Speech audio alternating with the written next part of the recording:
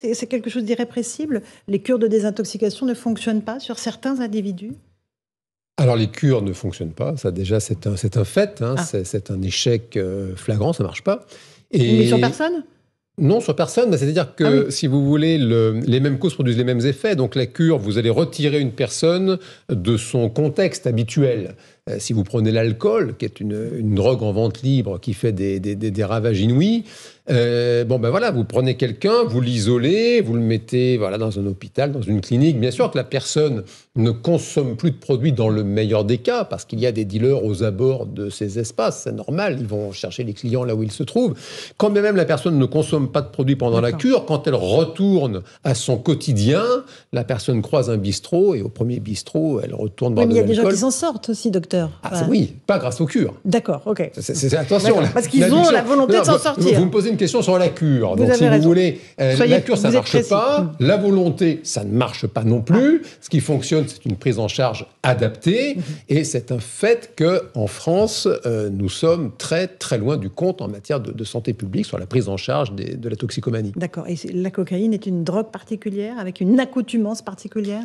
Alors bien sûr que toutes les drogues sont particulières, il y a différents produits addictogènes. Là, on est très vraisemblablement dans le cas d'une polytoxicomanie avec de la cocaïne, vraisemblablement de l'alcool, vraisemblablement peut-être des méthamphétamines, peut-être sur fond de ce qu'on appelle le chemsex, des pratiques sexuelles assez hard qui s'étalent sur plusieurs jours, de par justement la prise de ces produits psychoactifs aux effets très puissants. Donc oui, il y a des particularités pour chaque produit. Le point commun, vous l'avez dit, c'est que la personne est dans l'incapacité totale, quand bien même elle aimerait décrocher, quand bien même elle aimerait devenir clean, le produit la rappelle. Les effets de ces drogues, docteur Dorido, s'estompent rapidement ou on peut rester 48 heures encore sous l'emprise de ces stupéfiants? Alors les effets, ils s'estompent de toute manière. Maintenant, je crois qu'il faut vraiment faire attention. J'entends parler de désir réel ou irréel de s'en sortir. Il faut vraiment en finir avec le mythe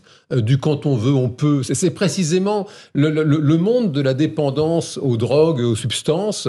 C'est précisément tout le contraire. C'est que même quand on veut, on ne peut pas. Et ça, c'est vraiment important que le grand public comprenne la situation, parce que même le monde de la santé, parfois, aurait besoin peut-être de davantage de formation pour comprendre que précisément, même la meilleure volonté du monde est impuissante face aux produits, impuissante face aux personnes qui en font le commerce. C'est quand même un problème majeur. Il y a toujours des personnes bien intentionnées qui vous rappellent, pas le mardi matin quand la personne est au job, des personnes vous rappellent quand elles savent que vous êtes fragile, que vous n'avez pas le moral, que vous êtes seul, et là elles vous tombent dessus parce que vous êtes leur gagne-pain, et c'est un vrai problème. Pardon, oui, d'être un peu à cheval sur les mots. Je parlerai plutôt de maladie chronique.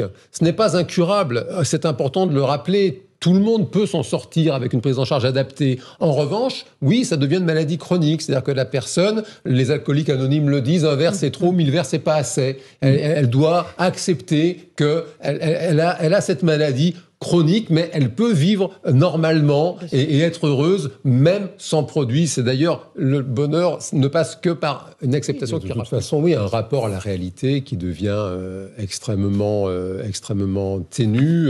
Bien sûr que la personne, il y a un sentiment classiquement de toute puissance que provoque la prise notamment de cocaïne. Et oui, la violence routière, bon, c'est une réalité, hélas.